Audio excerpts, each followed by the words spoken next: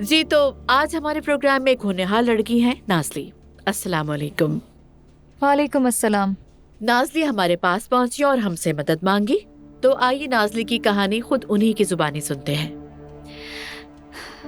मैंने आपको कॉल करने से पहले बहुत बार सोचा।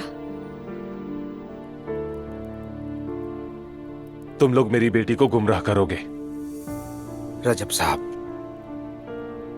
आप नहीं चाहते कि आपकी बेटी पढ़े और अपने पांव पे खड़ी हो, या फिर किसी मर्द के हाथों जाया हो जाए।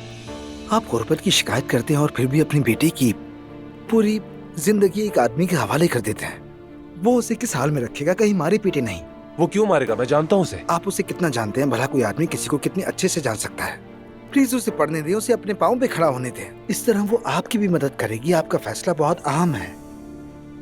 अब ये आपके फैसले पर मुनहसर है। हम स्कॉलरशिप ढूंढेंगे, हॉस्टल भी मिल जाएगा। वो बालिग है, चाहे तो जा भी सकती है, लेकिन आपकी सपोर्ट जरूरी है। आप प्लीज जरा उसे देखें। जी तो हमने नाज़ली की कहानी सुनी। वैसे तो ये पहली हमारी बराह रास्त नशरियात है। अगर हमसे कोई गलत बात हो गई हो तो हम उसके लिए माजरत खा हैं। आज हमने नाज़ली को उसके घर के करीब से लिया और यहाँ प्रोग्राम में लेकर आए। आपने सुना कि नाज़ली यूनिवर्सिटी में पढ़ना चाहती है। एक्सक्यूज मी,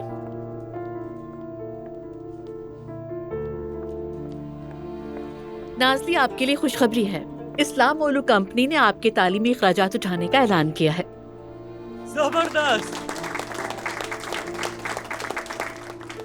स्कॉलरशिप भी मिल गई।